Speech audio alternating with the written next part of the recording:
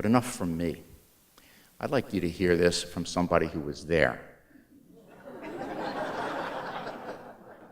Someone who can tell you firsthand what happened. Mr. Jefferson, are you in the room?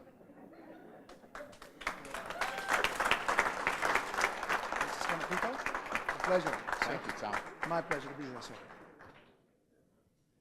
Thank you, Mr. Scanapico. It is an honor to be here in a location that reminds me of some of my proudest achievements in helping to establish religious liberty in the United States of America. I asked to be remembered for three things in my life at the end of my life. It's a bit awkward to talk about this right now, but I wanted three things to be listed on my tombstone, on my epitaph. One was the Declaration of Independence, of course. The other was the Virginia Statute for Religious Freedom. And then there was my beloved University of Virginia. By the way, I've met a few alumni from my university here today. Glad to see you here. The first of those, the Declaration of Independence, was approved just outside the window here, and just outside the windows of the building that you're creating, on July 4th of 1776, establishing an articulation of eternal principles that must be eternally applied in new and improved ways. I have a particular fondness for architecture. I feel right at home. I'm surrounded by architects today. And on October 12th of 1786, I was touting the beauty and benefits of my home, Monticello, to a friend of mine in Paris in a letter. By the way, I should mention to you that Monticello, many of you probably already know, is Italian for low or little mountain. Unlike most people in my day, I decided to step beyond the norm, do something that no one else was thinking of doing, and build my home on top of a mountain.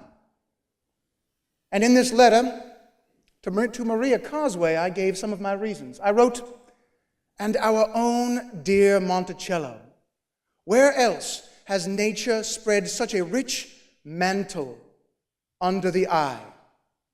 With what majesty do we here ride above the storms? How sublime to look down into the workhouse of nature and see her clouds, hail, snow, rain, thunder, all fabricated at our feet." Well, you, my friends, here today are at a groundbreaking for the building of your own little mountain. I could not have constructed anything quite like you have, though believe me, I envy you a bit. Your own little mountain does not look down into the workhouse of nature like mine, but into a very different workhouse. It would look down into the workhouse of democracy in the modern world and provide individuals who are there visiting and living with a perspective.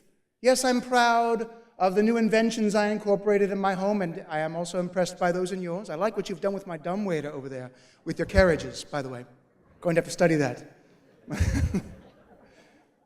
I'm proud of all that. I enjoyed that. That was for comfort. But the perspective that Monticello gave me speaks to the perspective that you are now allowing and providing for what you will be looking down upon, Independence Hall, and what happened there, both in 76 and in 87. First with the establishment of the ideals in the Declaration of Independence, and then in the hard and difficult details of governing in the Constitution. Establish something that is eternal, but yet must always be improved upon. Those 5 words.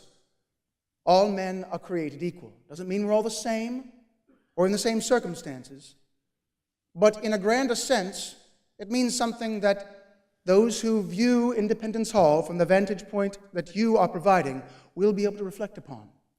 That all men are created equal means that when you look back upon my generation, General George Washington is here, as is Dr. Benjamin Franklin, my mentor, and those of us who are not here today, and you remember us in that building by looking at it, that you will remember that those 5 words, all men are created equal, has nothing to do with fashion or your carriages or the changing vicissitudes of the times.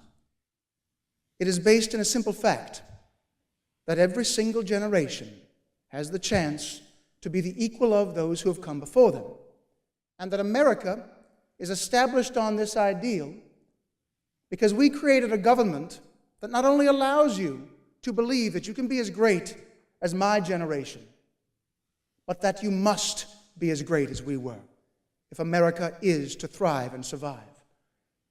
You have then created a vantage point for reflection upon this subject, looking upon the building of Independence Hall. I believe that it will allow those who seek that vantage point inspiration to strive as we did, to learn as we did, to improve on what we have done, and eventually, my sincere hopes will be that they will be as great as we were. I thank you, my friends.